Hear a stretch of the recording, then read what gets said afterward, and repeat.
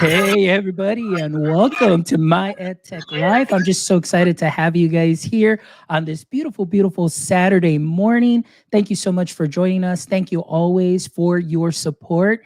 And again, today we have an amazing show.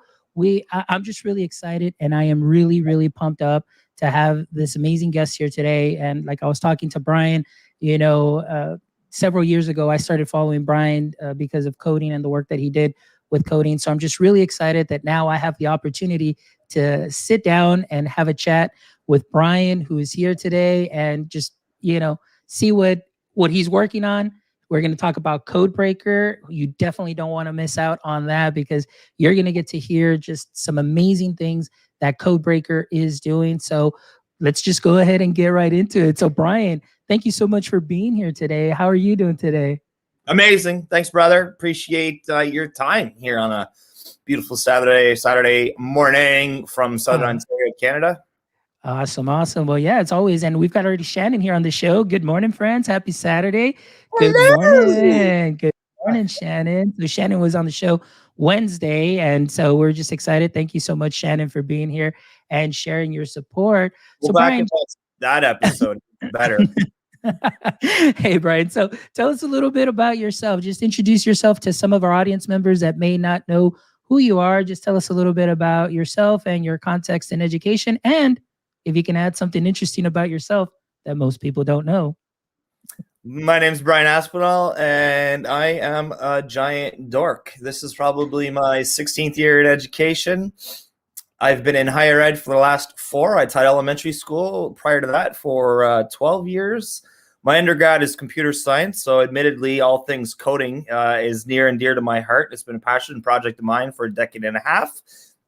And I guess something people don't know about me that I really enjoy sharing is that my great-great-great-grandfather was the first Black mayor of Toronto, and he was very influential in bringing public service to the mass, not just the rich and famous. Back in those days, if you had coin, you got hydro and water services to your house, and he was a big voice in bringing that to everybody.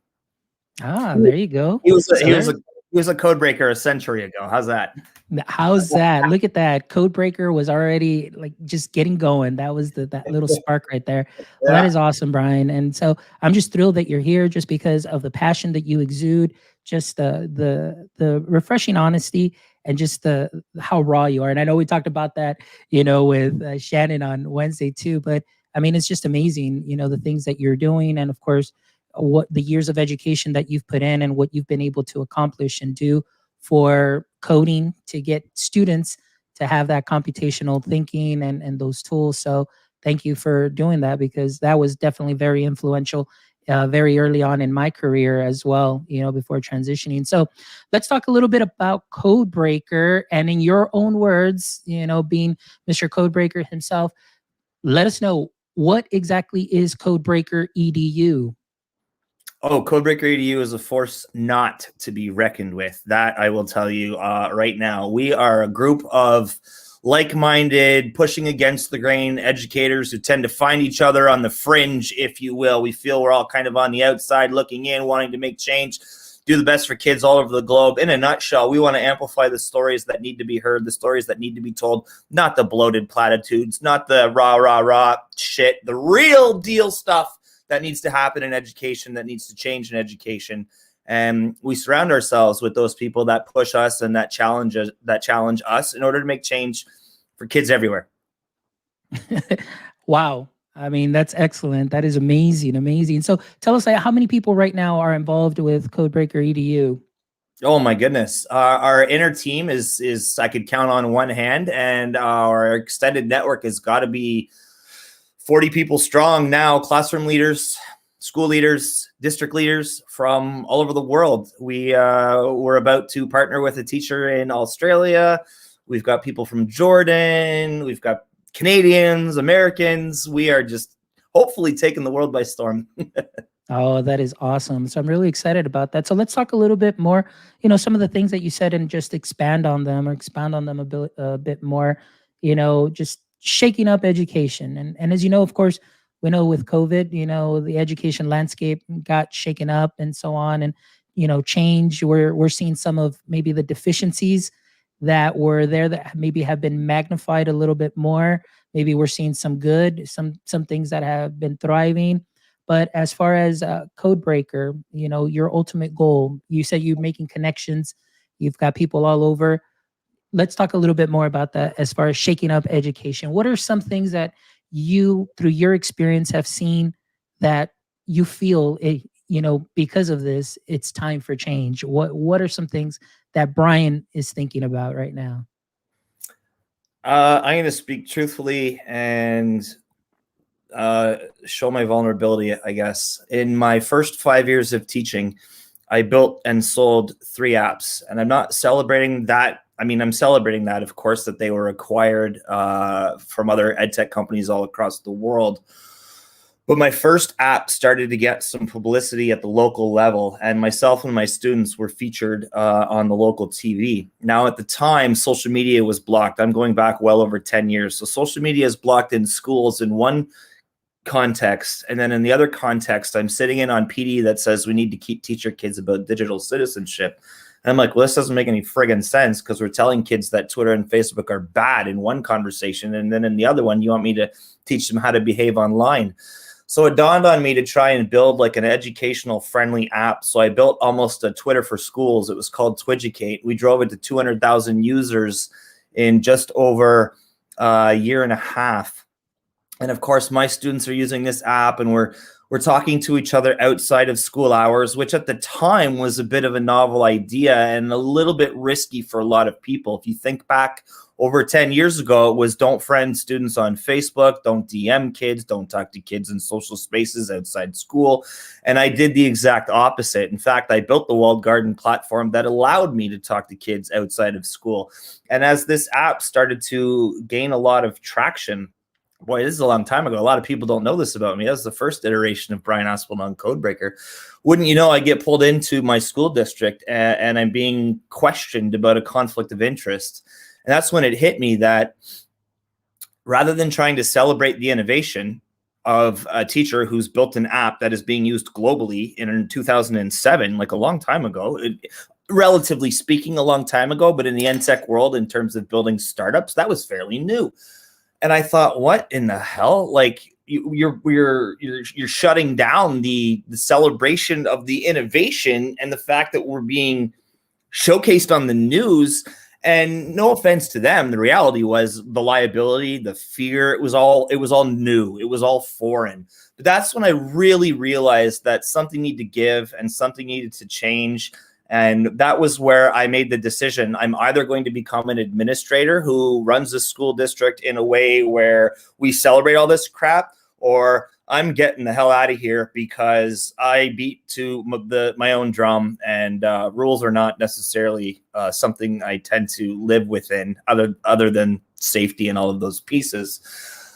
So I sold that first app. I mean, people started knocking on my door with acquisitions, and I thought I either need to join this full time or keep doing my classroom full time. I couldn't do both. And I was very early in my teaching career. I didn't have a lot of experience. So the thought of pursuing an ed tech startup wasn't something I could fathom. So I wanted to see other people take it and run. In fact, at one time, our app was bigger than Edmodo. I love to share that because I remember talking to the founders of Edmodo back in those days, trying to see if we could collaborate. Man, that was a lifetime ago.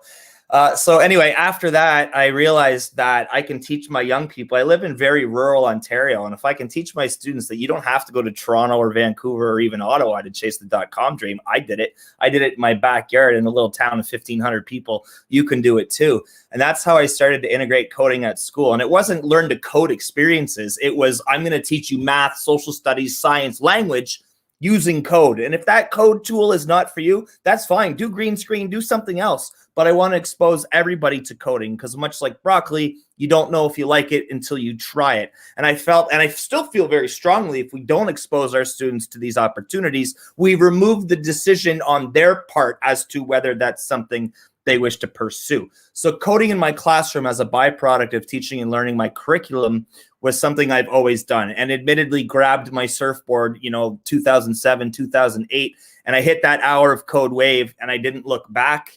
I took a leave of absence from my school board for 1 year and I joined Microsoft Canada. I was working for a third-party professional development organization that works strongly with Microsoft. And so my job was to do computational thinking and coding through Minecraft experiences.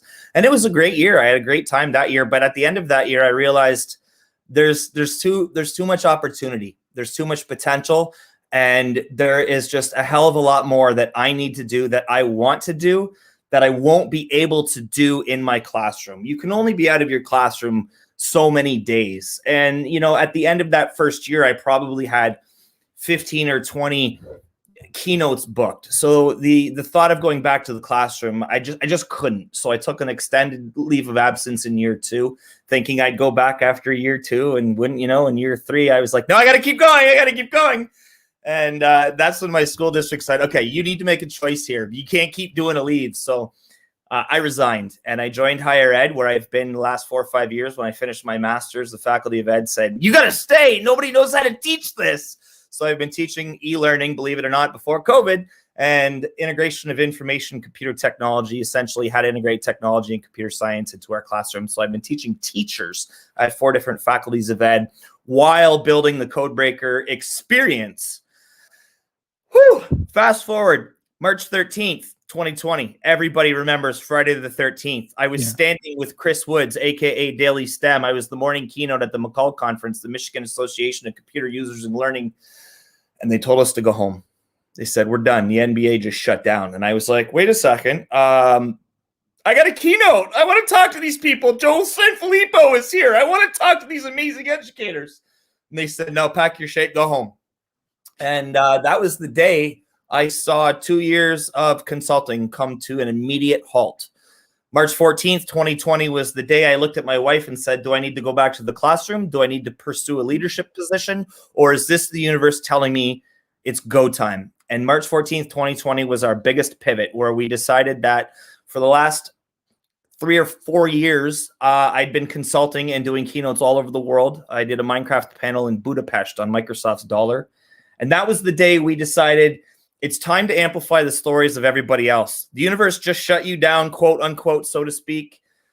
Everybody's coding these days. Maybe it's time for a next step, both for you professionally, individually, and as an organization. And that's when Codebreaker moved from just solely consulting in computer science to let's push against the grain at the leadership level. Let's go back and find all the people I've met on the road the last 5 years and amplify their visions and their stories, because they are doing amazing things as well. Fast forward a year, here we are now. We've got over 30 books in the catalog in 15 or 16 months. The consulting is through the roof because we're all comfortable with virtual now.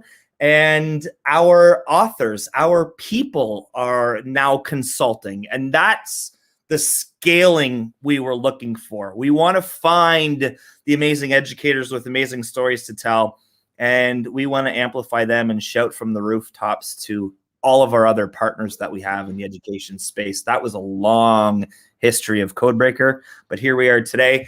And for those watching, this has been an incredible week. I was offered 2 positions for the spring semester, and I turned them down. We are officially 100% Codebreaker through and through. Our side project, our passion project, is now our main hustle, and it's go time. Oh man, Brian, this is amazing. I mean, just your energy, your story.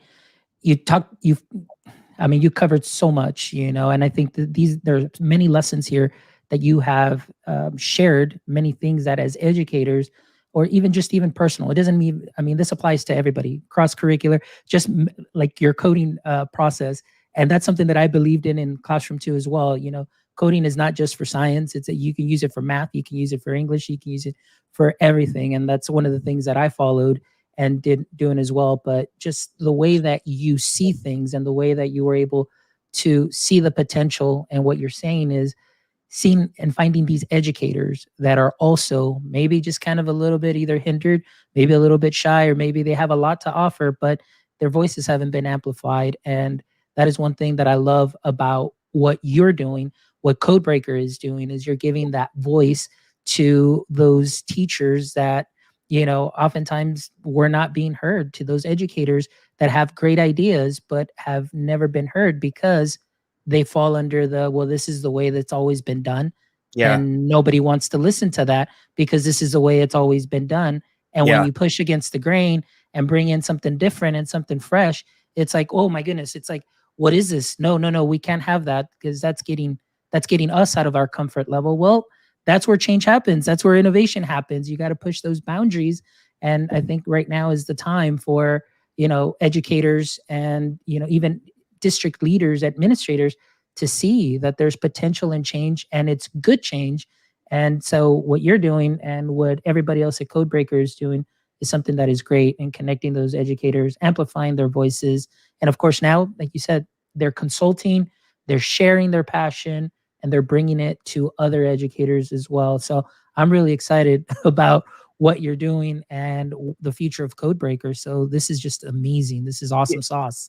You know what? I'm really proud of the fact that we don't want to work with people just because they have 10,000 followers. I don't friggin' care. We want to work with people who need to be heard. I don't care if you have 2 Twitter followers. It's not about that. We're not about your social status. We're not about finding. It's not strength in numbers for us. It's about pedagogy and good teaching and learning. I love it. Yeah, and you're absolutely right on that. And I mean, and going back to, like you said, pandemic for a lot of us was kind of a point where it's like, oh crap, like look at what I can do. Like now, and that was the main reason for starting the show. I mean, I was on a podcast earlier sharing, when did this start? This started April 10th after pandemic, because it was a way to connect educators. And what I wanted to do is I want educators to share their experience so others can know that they're not alone in this, that what's happening here is happening elsewhere, and they can connect. And that was pretty much the show. It's connecting educators one show at a time. But now I added something to that. I said, now I'm connecting educators and creators one show at a time, because I feel that there are many people that are out there, like you said, that have not had the opportunity to share their passion, that they're doing great things, but because it becomes a numbers game. It's like, how many followers, how many podcast downloads do you have? And it discourages people because everybody has a story to tell and everybody can learn from that story, but nobody gives them the time of day because you're not in this circle or in that circle. And I think what you're doing is something that is wonderful, because you're actually giving an opportunity to amplify, educator voices, and those educators that have been silenced, for a while, are now speaking, and they're speaking boldly, they're speaking loudly, they're speaking proudly, and they are sharing some amazing things. And it's like, wow, where was this? It was always there, but nobody took a chance. And that's what I love about what Codebreaker's doing. That means the world to me. I feel early on I was silenced. The year I won the Prime Minister's Award for teaching, and that's not a shameless promotion, it's just providing some context that our Prime Minister gives out like a dozen awards a year out of hundreds of thousands of teachers. So to be nominated by a colleague and to win was being nominated by a colleague is what I'm more proud of than the award. Okay. But that same year was the year my district declined me for grant funding, told me coding was a fad, yada, yada, yada, yada, yada, shut it down, shut it down, shut it down. So to be recognized at sort of that national level, there was no way in heck I could really, really, really continue to be complacent, if you will. I was just done with it. There's so many things, there's so many rules and hierarchies there's so much ego. We just need to do a detox. We need to do a cleanse. Yeah, I agree. Oh my goodness, it's like I'm having a wonderful. These are the type of conversations that I look for, and one of the things, as far as being able to meet with Codebreaker, sparingly, but when I get a chance, get to join in, even the Twitter chats, and it's just amazing because you really get that passion. And like you said, even though we've never met in real life, but even just through the social media presence and through the shows, also a lot of the Codebreaker EDU peeps are have their live streams. They're bringing in other educators that I have never met or actually even heard of. But then when I hear their stories, I'm like, this is just amazing. Where has this been? This is the kind of raw, like unscripted, just real, and refreshing honesty that I need to hear. That's what's going to fill me. That's what's going to help me grow, as opposed to the cookie cutter, everybody saying the same thing and this is what needs to be done and yada yada yada. It's like, I want real. That's Yeah. what I want. I want the raw product, because that's what's going to help me grow. And I think that that's something that you guys bring, and it's just amazing because I've been able to connect with other like-minded, passionate educators that feel the same way, and now our voices are being amplified, and that's what it's all about: amplifying voices, amplifying creativity, sharing that passion, and just really being change agents. Like, let's make these changes. Let's go. Let's move. And we really do hope our work speaks for itself. We are not an organization that's going to put your rainbow and sunshine quotes on Twitter and tag a million people because we're here for the retweets. We're not. We're not here for those. We're here because we want to do good work in the space. And if our work is noticed, it'll get retweeted. That's our angle. There you go. I love it. It's the work, it speaks for itself. And I think one of the things too, and we're talking about, numbers and people looking at social media and doing this, and maybe sometimes a lot of, companies or publishers look at that stuff, the numbers, before they decide whether they may give you a chance or not, or, so on. But it's the seeds that you're planting, what, like you said, if your work goes unnoticed, it's the seeds that you're planting and you're sharing your passion, that's going to come to fruition at some point. And that right there, I think, is what matters. And that's the way, like you said, that's going to get amplified. That'll get retweeted.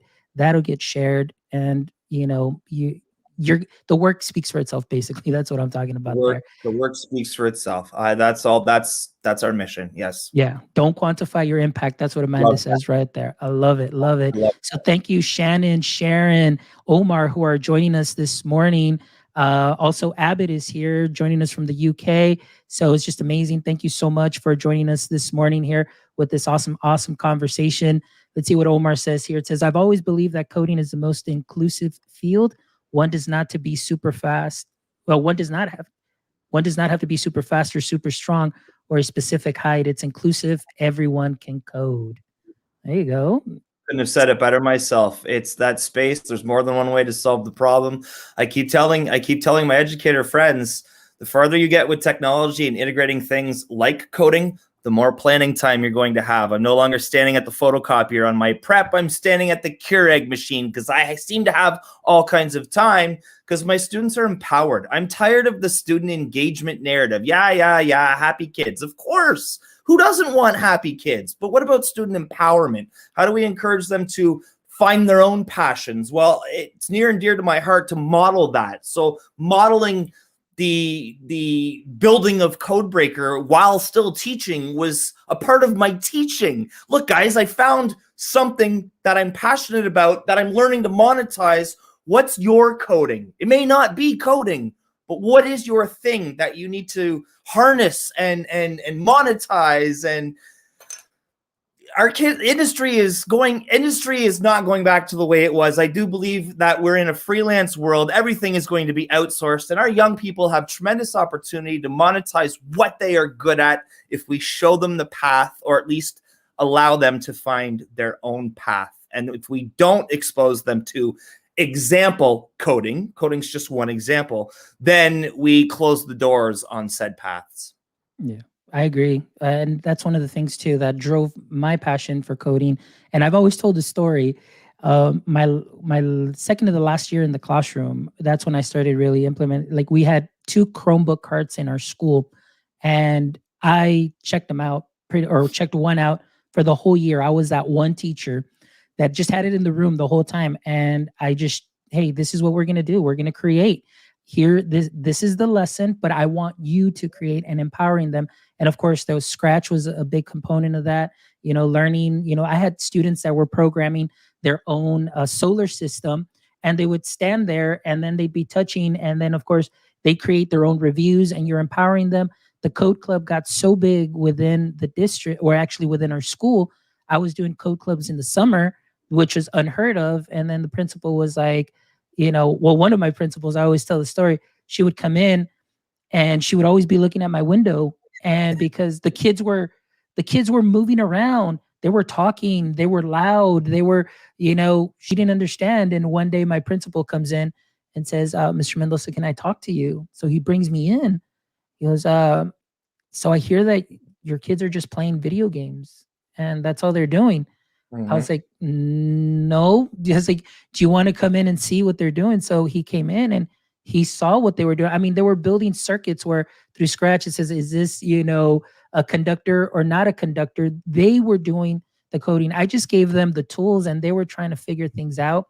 This thing got so big that then they're like, hey, can you do this at a district level? And then so that was one of the things that helped me, be able to move up to where I'm at to try and get this to more kids. And now, through STEM camps that I run in the summer, coding is a big thing, problem solving, you've got robotics, you've got all of those things that offer students a way of, or offer students those skills that aren't just used for science, they're used for life skills. It's problem solving. It's about my three favorite words: improvising, adapting, and overcoming. And And those overcome. are the tools that are needed now more so for our students because, like you said, the economy is changing. School is going to change. Give them the tools, put it in their hands, and teachers, don't be scared. Don't be scared to try new things. That's what we're here for. We're here to help. We'll walk you through, we'll do what we can, but put the tools in the students' hands and be amazed. Give them Yeah. a shot and be amazed. Over my teaching career, I spent most of my time in 8th grade. So I was the teacher that had kids prior to high school. Here in Ontario, we have, for the most part, K to 8 and then 9 to 12. Not everywhere, but for the most part. So as an 8th grade teacher, there's a lot of autonomy in what you're doing. I'm 2 years after standardized testing and the year before high school. So a lot of people are like, that elementary, middle school teacher, it gets left alone, and that's both good and both bad. But, I remember, here are a couple of narratives in education that drive me bonkers. Number one, quantity makes you a good teacher. Okay, so if you get 3 hours of homework at night, you must have a good teacher. We have to prepare kids for the next, which drives me absolutely bonkers because kids, actually, I had a superintendent come to my classroom and say, the community is losing their minds. You're not preparing kids to high school. And I was like, finally, I'm fucking done with this. How are they preparing for the kids we're sending? I'm done with using higher ed as the excuse for grades. Stop it. What are you doing for the cohort that's been in elementary school for 10 years in a play-based model? No, they can't sit for 75 minutes and write notes. That's not a skill we're teaching in elementary school. If that's a skill you want them to do, then you teach that, and it's even at the other end. So we have play-based learning in kindergarten, and then kids go to first grade, and we put them in quiet rows and give them worksheets. It doesn't make any sense. Yeah, I agree. And, right there, what you said that Micah Shippey was on the show and he said, today in pedagogy, you're still teaching, like back in the day, like factory style. Everybody's in rows. Everybody's either in rows and columns, and that's it. That's the way it goes. And then, how back day in the factories, they had the bell when work is done. We have a bell, period is over, but they're in their rows and everything. I mean, there's just change it. I mean, that's what I'm talking about too. What I've come to learn is that traditionally, and I'm not using that word as a negative sense, as if it's traditional or progressive, I'm just providing context into a moment of time. Time has been the one constant at school. but we recognize that students all have differing abilities. So maybe time should be a new scaffold and education should be that new constant where everybody has an opportunity to learn and to express themselves. But as long as everything is in those increments of time and the bell dictates learning, it's not going to happen. Yeah. So I have a question here, Brian, and Shannon posted this. So let's talk a little bit about this. It says empowered kids. She said, yes. Now, what do you say to educators who are afraid to release the control in general? Pragmatically, what could be the first step? There, What would be some of your advice? yeah, there's definitely a process here. You can't just release control in a classroom that's been controlled, so to speak. And I'm speaking from experience. In my 7th grade class about 5 years ago, in grade 7 and 8, we went gradeless, thinking this is the best. There's no grades. And on paper, that was awesome. But our kids had grades from K to 6. And kindergarten in Ontario is JKSK. So for 8 years, they've had grades, and then we stripped them. That didn't work. I use that as sort of the metaphor for relinquishing control. If you've been controlling in quiet rows under a compliant model from September to January, and suddenly you let go, I do believe it probably is going to be a giant gong show. There needs to be empowerment, student passions, creativity, curiosity, opportunities for kids to feel vulnerable without fear, opportunity for kids to take a risk without feeling vulnerable, without other people laughing, pointing fingers at them. It takes a culture, and it takes, I think, starting from September to do this. And when we say let go of control, I'm going to use the rabbit ears because it doesn't mean it's a free-for-all. It means our kids are directing their learning, and we have to know our curriculum really well. When I started teaching, I thought I had to know technology really well. That's bad practice. I need to know my curriculum really well. Let the kids know the tools and devices. Let me extract the curriculum when I recognize it, because then it's authentic teachable moments. And let the kids drive their learning. I mean, we're steering the ship, but they've got control along that path as to where we're going. So the narrative of letting go doesn't mean it's a free-for-all. And I do believe the first step is to establish that culture, to model that, listen, I have failed. Things aren't going to go well, but you never learn anything from being perfect all the time. So try. Exactly. And I think, honestly, one of the biggest lessons that I've learned in the classroom is that it's okay to be vulnerable.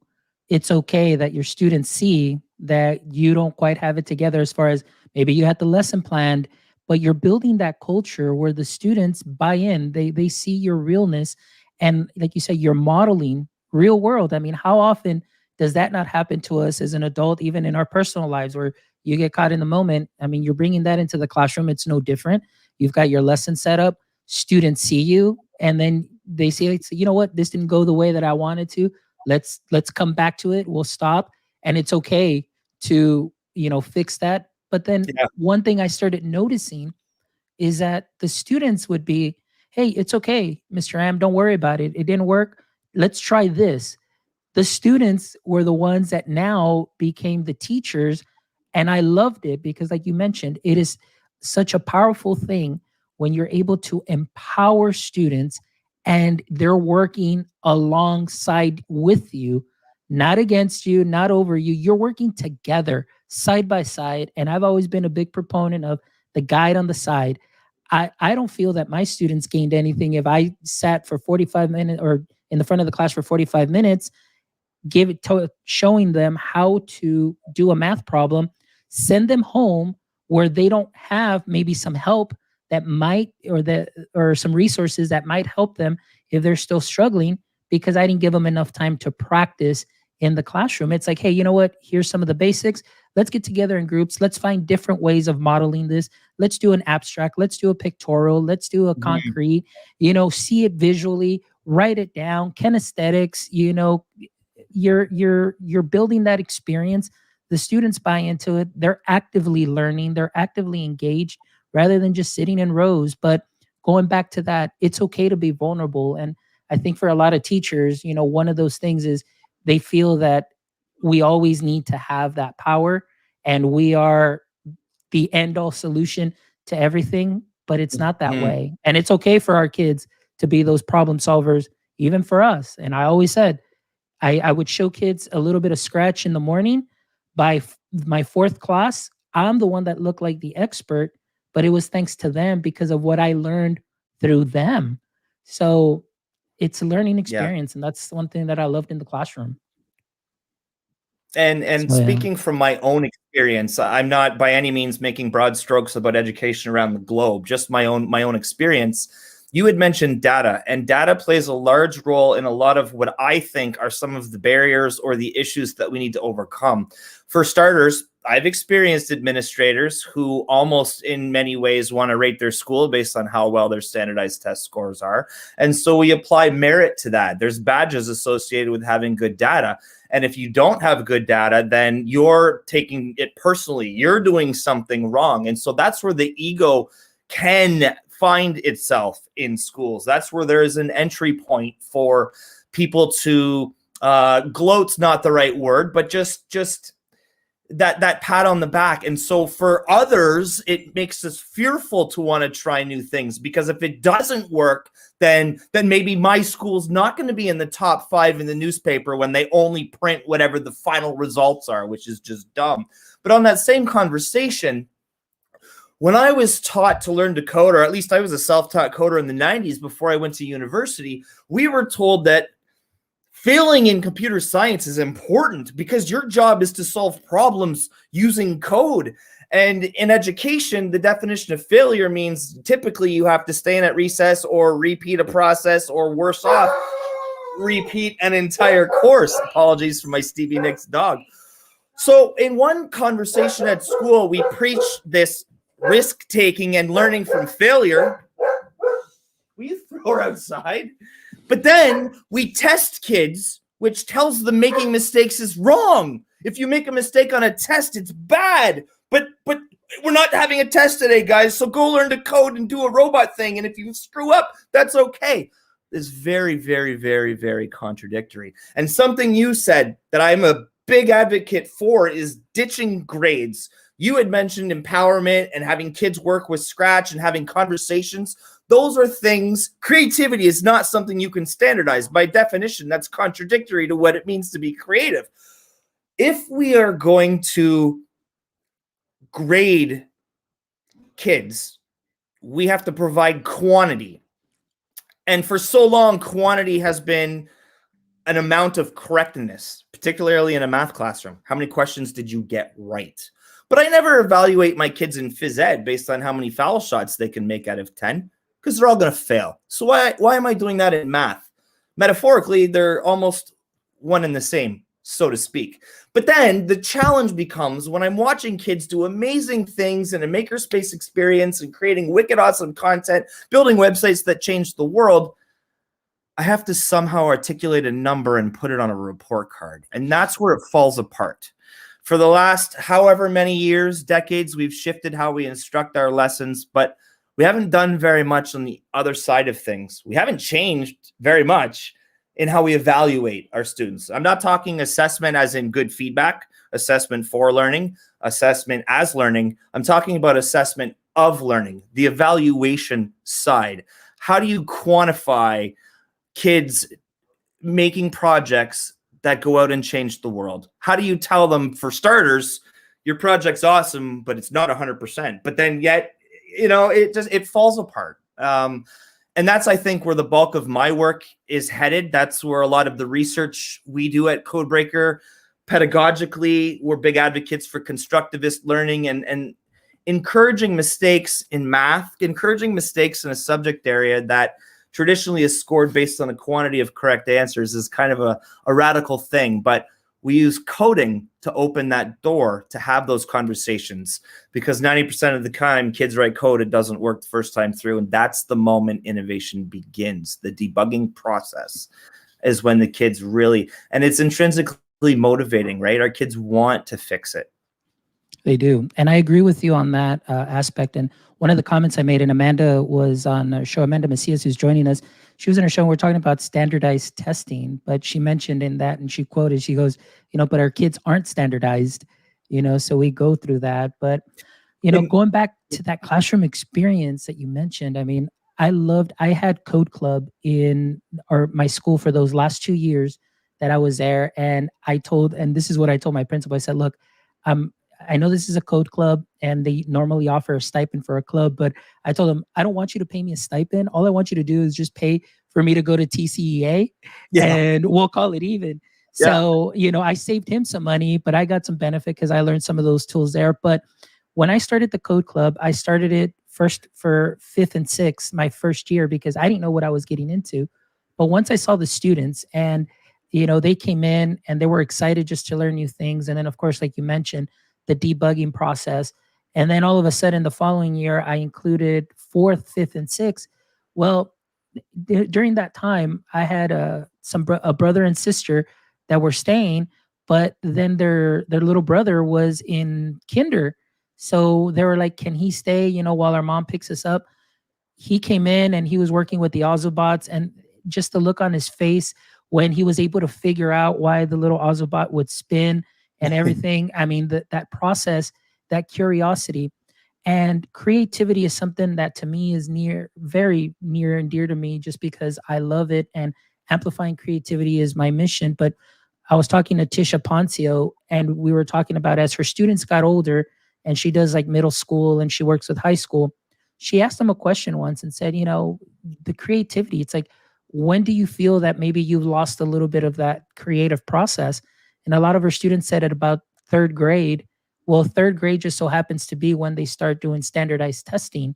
So it seems like there's more focus on just A, B, C, D, and E rather than actually focusing on hands on creativity, creative ways of solving those problems that are still going to get you the results, whether it's A, B, C, and D, but you're allowing them to think critically, problem solve, and building those skills that are cross curricular, in any way. So, I mean, that's just what I saw. And I remember a story of having some kids that were in the code club, and code club ended at 4:15.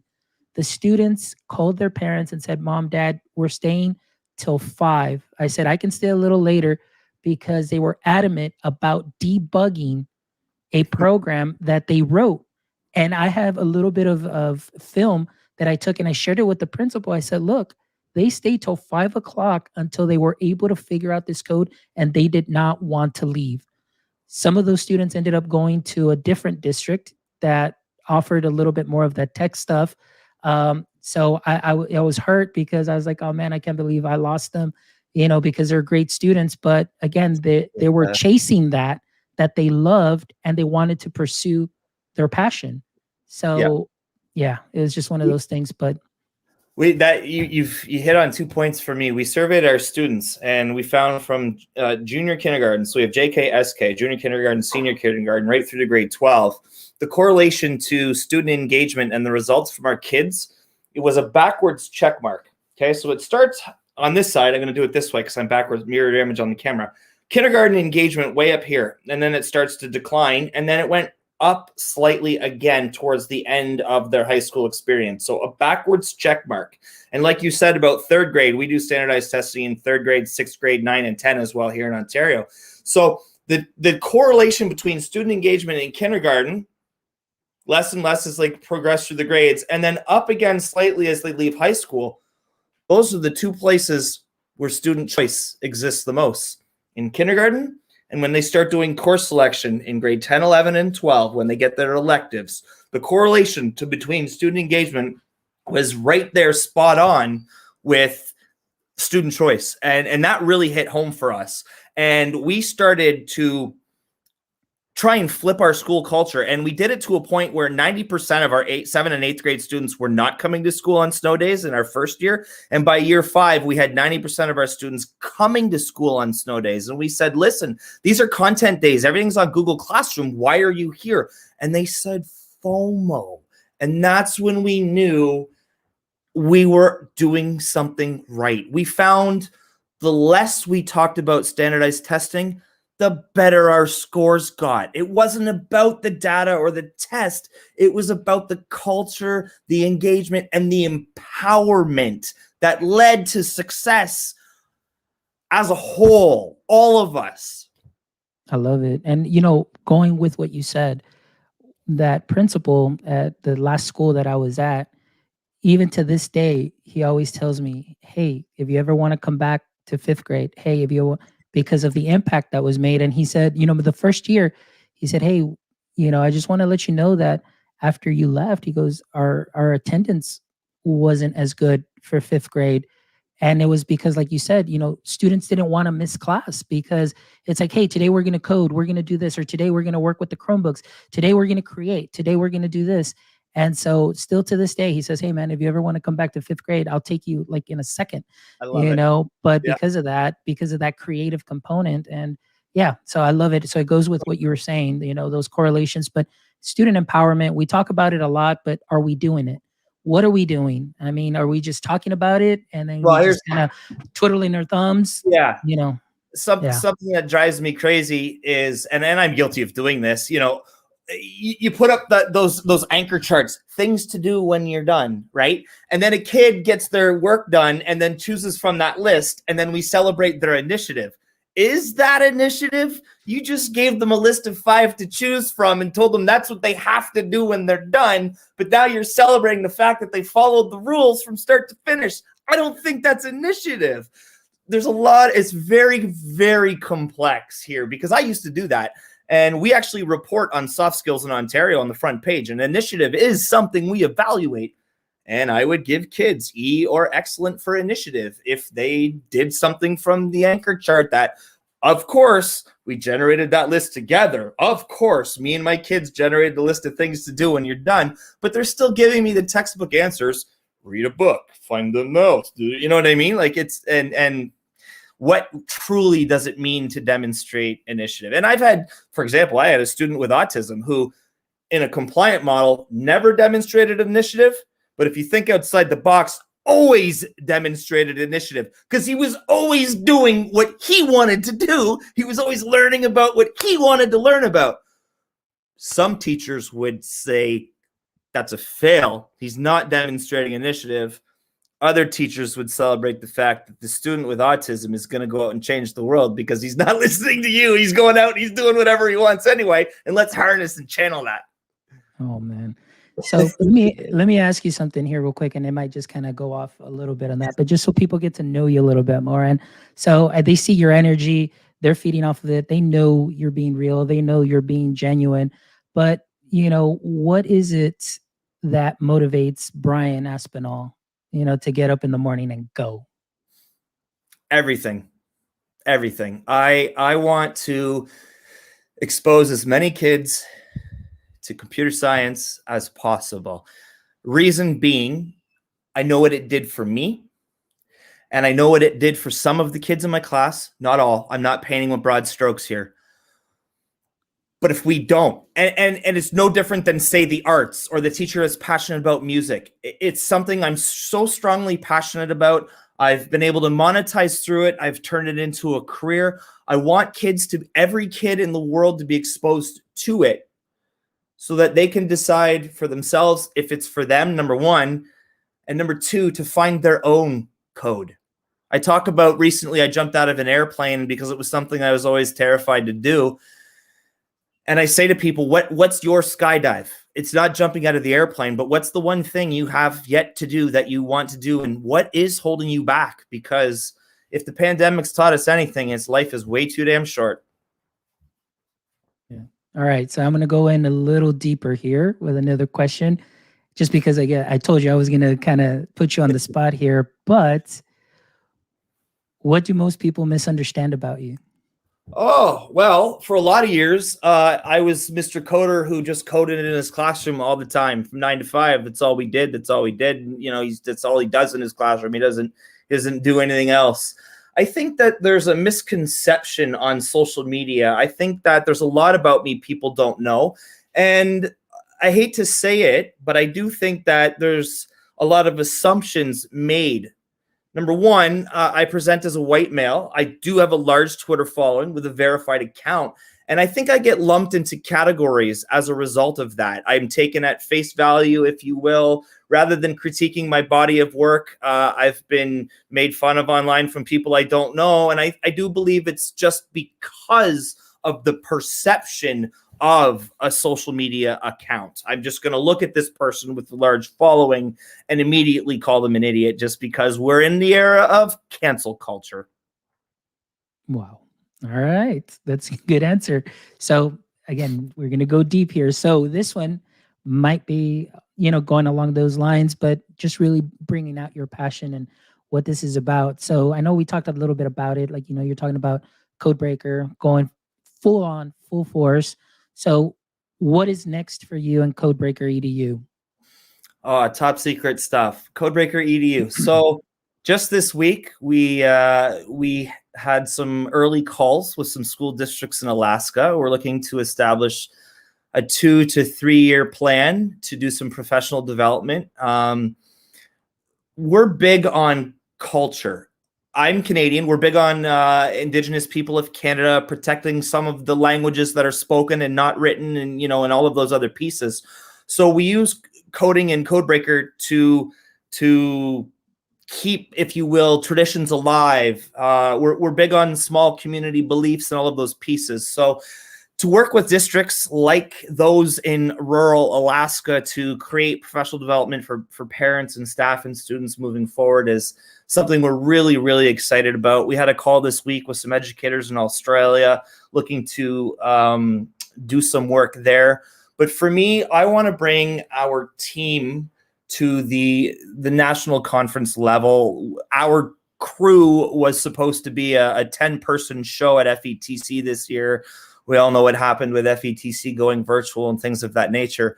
But for Codebreaker next, we want to move heavily more into stronger professional development. We want to amplify the people in our circle who are doing amazing things to start creating their own kind of courses. I said it before, I think that freelance is the future. And you know what? That might just be education too.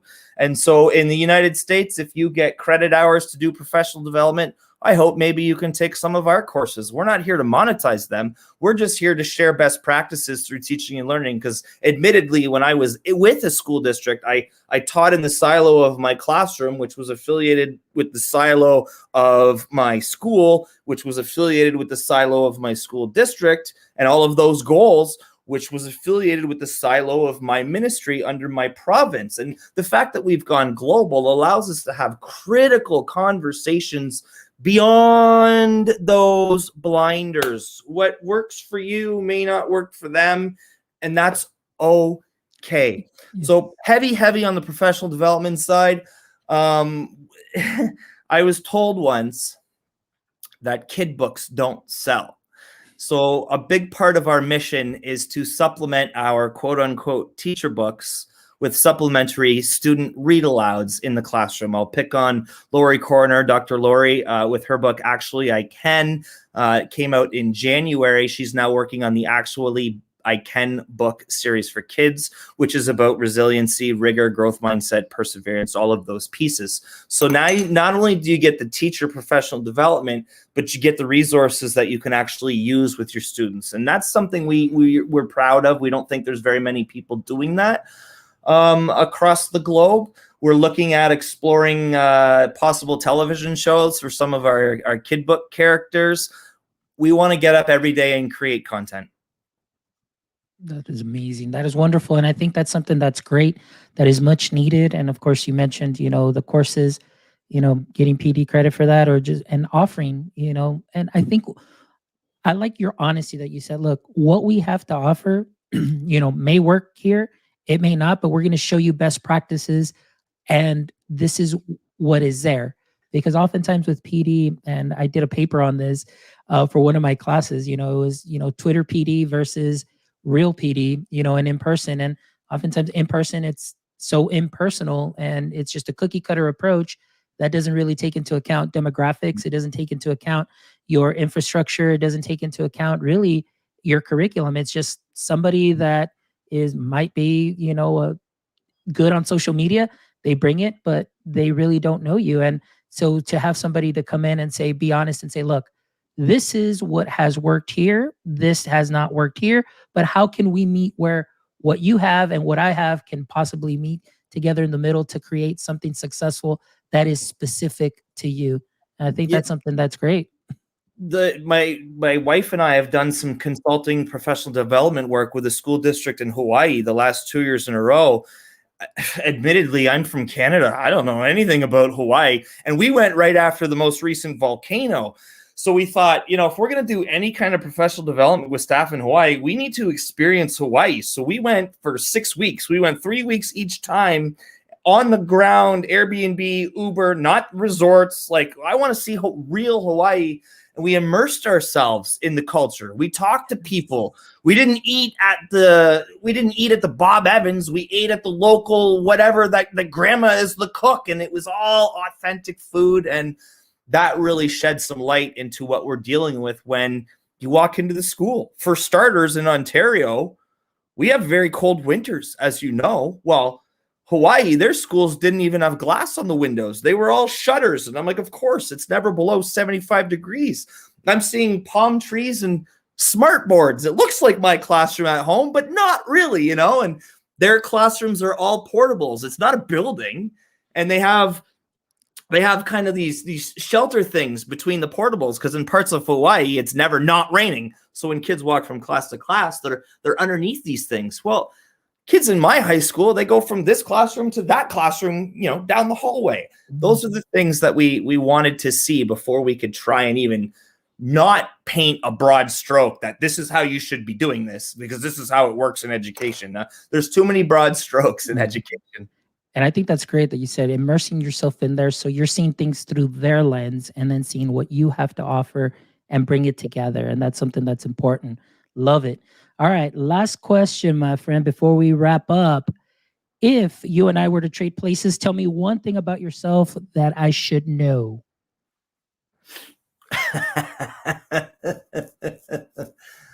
I know you've said a lot, but one thing that I should know. You better like needles, because I'm covered in tattoos. I believe it. How many? I have 14 tattoos to date. We used to collect shot glasses, and when we adopted more of a minimalist lifestyle, we were like, those are things, and we don't ever use them, and they collect dust. So we've started to collect them all over the world, and it's kind of become my professional development souvenirs, if you will. So if you could just give me a moment. I got that one in Hawaii the last time I was there. I said I was going to immerse myself in the culture. I went and got a tattoo prior to my keynote, prior to me doing professional development. I got this one in Hawaii the first time I was there. I got the waves in Winnipeg, Manitoba, Canada, when I was there for a week doing some school work with kids. I got the anchor in Halifax, Nova Scotia, when I was out there doing work with their school district. Mexico. Well, this one was Windsor, Ontario, and I've got a few others, but started to collect them from the cities and the towns that I've got to go to as a result of the work Codebreaker does. So, you know what, to answer your question, what gets you up in the morning? It's these things, because I know they all have a story, and I want to keep adding to that story. Man, that is wonderful and profound, because you have a great story. Codebreaker is a great story. And I definitely, now you're amplifying the stories of other educators. And that is something that we need. And it's so refreshing.